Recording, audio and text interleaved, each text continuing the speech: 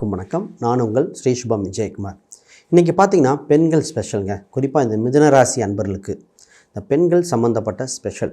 அவங்களோட வாழ்க்கை எப்படி இருக்கும், திருமணம், பொருளாதார ரீதியாக, வேலை, சொத்து சுகங்கள் எப்படி இருக்கும், பொருளாதார வளர்ச்சி, திருமணத்துக்கு பின், குழந்தை பிறப்பு, இப்படி ஒவ்வொரு டாப்பிக்காக பார்க்க போகிறோம். பொதுவாக ஜோதிடம்ங்கிறதே அந்த காலத்து அரசனுக்கு சொல்லப்பட்டது. ஆண்கள் நெட்டில் சொல்கிற பொதுவாக நிறைய சேனல் பேச பார்த்திங்கன்னா பொது பலனாக இருக்கும். அது ஆண்கள் அதிகமாக மையப்படுத்தியிருக்கும். ஒரு பெண்கள் மிதுனராசியில் பிறந்த பெண் அவங்க வாழ்க்கை பயணம் ஒரு 60-65 வயசு வரைக்கும் என்னென்ன சுகங்கள் அனுபவிக்க போகிறாங்க, இதில் கவனமாக இருக்கணும். தெளிவாக பார்த்துருவோம். சரி, முதல்ல புதுசாக பார்க்குறவங்க சேனலை சப்ஸ்கிரைப் பண்ணிக்கோங்க. கேள்விகள், சந்தேகங்கள் இருந்தால் பார்த்துட்டு கமெண்ட் பண்ணுங்கள். முதல்ல மிதுன ராசி அப்படின்னாலே அறிவாளியான ராசி. பேச்சு திறமையும் உண்டு, அறிவு வளம் உண்டு. ஏன்னா அந்த ராசி புதன் தத்துவம். புதன் எங்கே வந்தாலும் விகட யோகம். இவங்க பேசுகிற பேச்சில் ஒரு சில நேரத்தில் பார்த்திங்கன்னா அந்த யுனிக்கான வார்த்தைகள் அதிகமாக பயன்படுத்துவாங்க. மேடையில் ஏறுற வரைக்கும் அவ்வளோ பயந்துட்டுருப்பாங்க.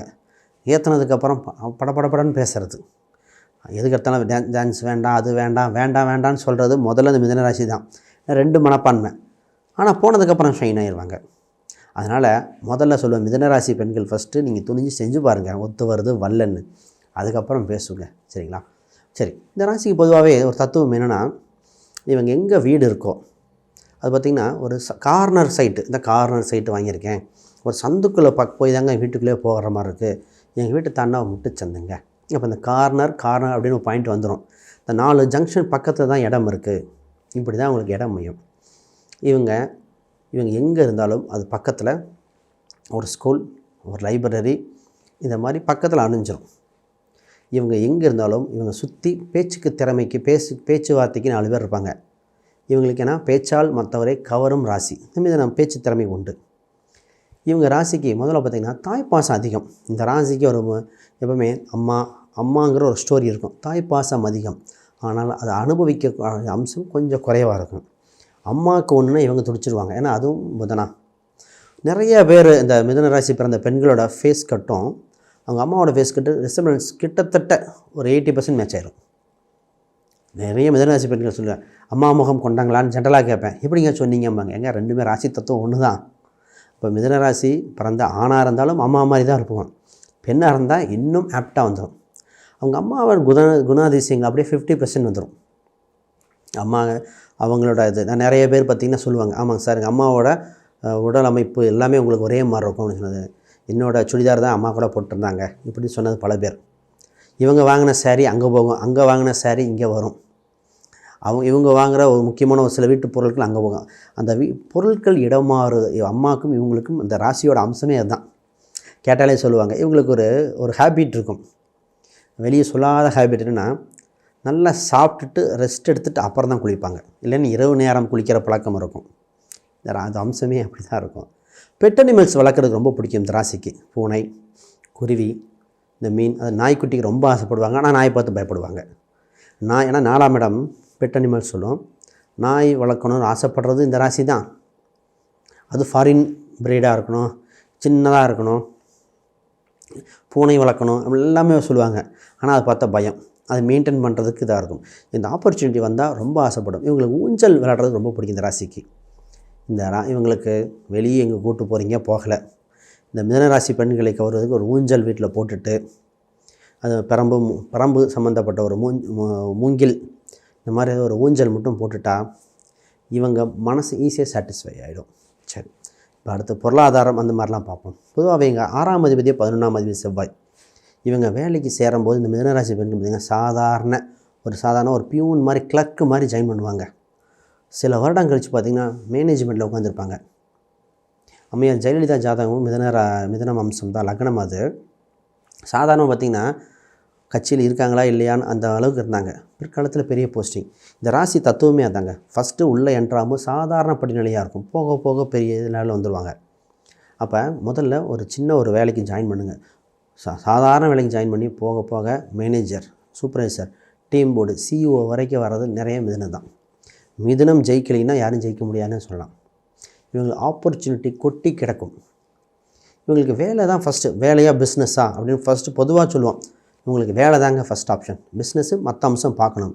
பட் ராசி தத்துவத்தில் வேலையால் வெற்றி, வளர்ச்சி, அதிகார பதவி உண்டு, உங்களை மற்றவங்களுக்கு கண்ட்ரோல் பண்ணுற அளவுக்கு இருக்கும்.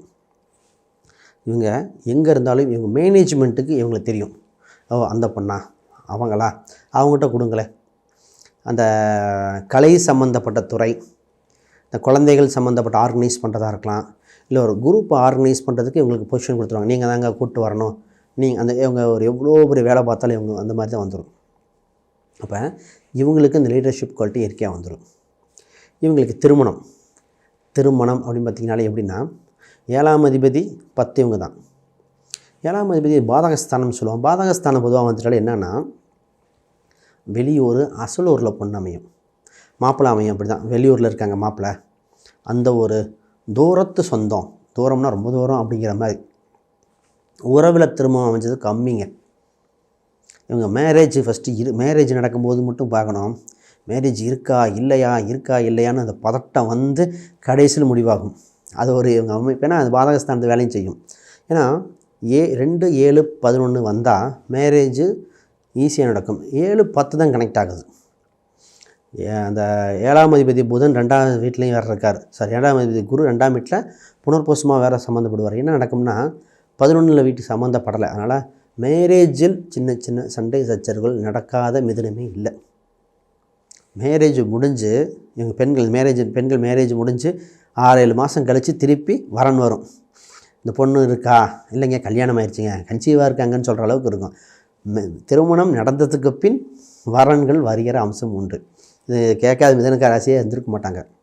பொதுவாக திருமணத்துக்கு அப்புறம் ஒரு பிஸ்னஸ் பண்ணுற யோகம் இருக்கும். அப்புறம் வேலை வாய்ப்பு, பிஸ்னஸ் சம்மந்தப்பட்டது இருக்கும். கூட்டுத் தொழில் இது ஓரளவுக்கு சுமார் தான் இதில்.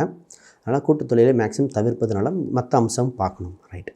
இவங்களுக்கு இந்த குழந்தை பிறப்பு ஏன்னா 10ஆம் இடம் குருவாக வந்து இதாக இருக்குன்னா, குழந்தை பிறப்பில் முதல் கரு, அந்த கருவில் ஒரு மிஸ்கரேஜ் இருக்கிற அம்சம் உள்ள மிதுன ராசி, இதை கவனமாக இருக்கணும்.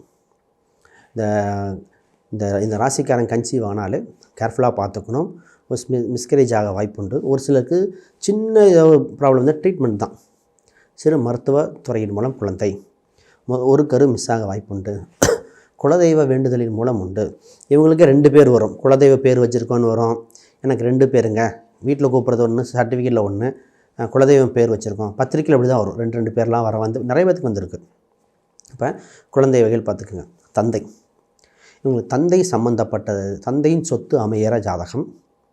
தந்தைக்கு பொதுவாக பார்த்திங்கன்னா ஒரு சின்ன வம்பு வழக்குகள் வந்தே ஆகும். இந்த மிதனராசி இருந்தாலே சொல்லுவான், எங்கள் அப்பாவுக்கு ஒரு கேஸ் இருந்து சால்வ் பண்ணாரா, அப்பாவுக்கு போலீஸ் ஸ்டேஷனில் போய் பதில் சொல்லிட்டு வந்தாரா, நல்ல விதமாக இருந்தால் கூட போய் சொல்லிட்டு வந்த வேண்டிய சொல்லு, யாரோ பண்ண தப்புக்கு இவங்க போய் பதில் சொல்லிட்டு வந்த மாதிரி இருக்கும். ஏன்னா தந்தை 8, 9 லிங்க் வந்தாலே தந்தை சம்மந்தப்பட்டது போலீஸ் ஸ்டேஷன் இல்லை கோர்ட்டில் போய் ஒரு பதில் சொல்லிட்டு வர மாதிரி இருக்கும். இது ப்ளஸ்ஸோ மைனஸோங்கிற மற்ற அம்சங்கள் பார்க்கணும்.